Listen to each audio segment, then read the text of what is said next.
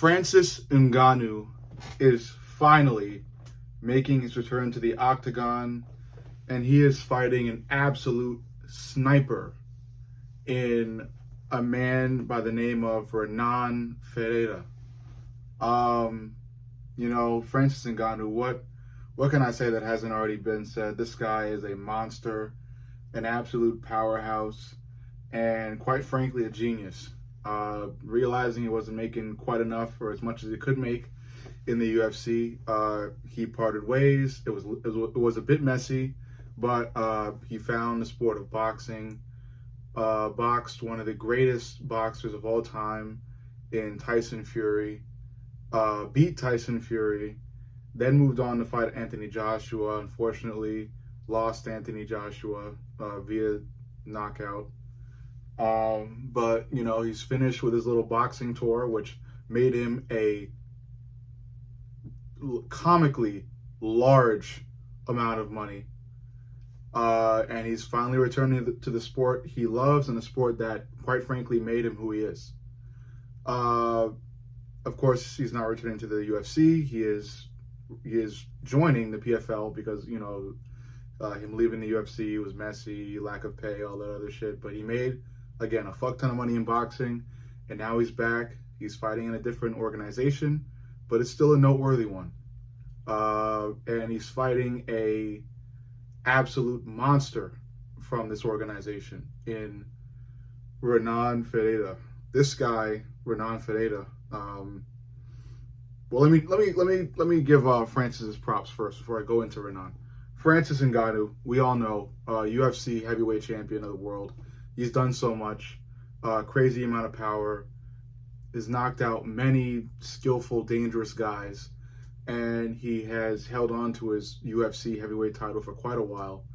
And at the beginning of his career, it was he was kind of seemingly totally reliant on his power rather than his IQ or his technique.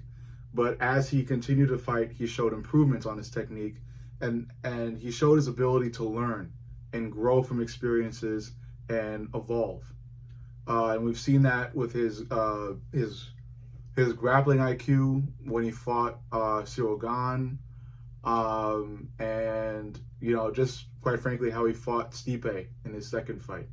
He learns things. He's able to modify his technique. And, while you could make the argument, oh, everybody learns things, not everybody can change the way they fight. Take Sean Strickland, for example. He likes the way he fights, and he's solid in that. He'll approach anybody with that same method. There are other fighters that can learn, that can add different tools to their skill set. Max Holloway, for example, in his fight with Justin Gaethje, he added a spinning back kick that kept Justin Gaethje at bay, kept him at range. Trying to think of anybody else, but I'm blanking. But you could even take John Jones. This guy, he takes things, he molds things, and he adds things depending upon the next guy he's fighting. He studies fighters. Not everyone does that in the UFC or in MMA in general. But anyway, Francis does, and he's skillful. And with that power base that he's got, just adding things on top of that makes him more and more dangerous. And he's coming back to the octagon, and I think he's coming back with a vengeance and a force, especially after losing his son, God rest his soul. I feel like he has found even newer purpose and even newer strength. So, yeah, that's Francis Ngannou, man. One of the three kings, Israel Adesanya and Kamaru Usman, the three African kings of the UFC who have done a lot for the sport. He deserves all the props and more. Now going on to the guy he's fighting in Renan Ferreira. This guy, a giant. We're talking about an absolute giant, strength beyond measure, and quite a skillful set of striking as well. He's able to find his opponent's chin quite often, and when he does, they usually just go right the fuck out. And we could especially see that in his previous two fights. One of which, when because again, his recent fight was the PFL versus Bellator fight, in which he fought, I think his name was Ryan Bader, who's a legend and took him out early in the first round, on the feet. In his previous fight, the one where he won the PFL belt, he fought, oh man, I'm blanking at the name. It was a Russian name, I'm pretty sure. But he fought this guy to win the PFL belt, and the guy was winning. In the first round, he won because he was able to take Ferreira down and hold him to the ground for that, essentially, most of that round. And while it isn't the most entertaining way of winning fights in MMA, it's an effective way. We've seen it time and time again. That's just what it is. So Ferreira, while an absolute sniper with tons of power, who can clip guys at a high rate, especially in the first or second round, he's got weaknesses, like we all do. And I think a lot of them have to do with his ground game. Now, I'm not saying Ferreira is terrible or has zero ground game, because he obviously does a lot of jiu-jitsu, known as a jiu-jitsu expert as well, from what I've been hearing. But, against guys with good grappling, he seems to struggle, and he seems to be able, it seems like you can really hold him down. And I think that's what Francis can really do well. And we've seen him do it well against Ciryl Gane. Now, here's my thing. Here's my game plan for Francis, because I feel like I would like to see Francis grapple. I would like to see Francis do what he did against Ciryl Gane. Going into a fight that your opponent is going to be an excellent striker with a lot of power. I'm going to want to bring him to the ground and fight the fight from there. And I think Francis can do it and do it well. He's done it against Ciryl. I think he can do it against Renan and Ferreira. That being said, it's not easy. I don't think Francis can hang with Renan on the feet. That's why I feel like he really needs to bring this fight to the ground. Francis has tons of power. We all know it. But Renan has 4 inches in height on Francis, and who knows how many fucking inches in reach. So Renan will be able to gauge distance and control distance between him and his opponent, Francis. That doesn't really mean well for Francis or bode well for Francis. It's a heavy advantage for Renan Ferreira. And that's what I expect Renan to use. I expect Renan to go out like he has for all his other fights and just gauge distance and try to clip Francis from range. And it's a very good strategy, and it's one that very well might be successful. I think it would be easy to choose Renan to win this fight.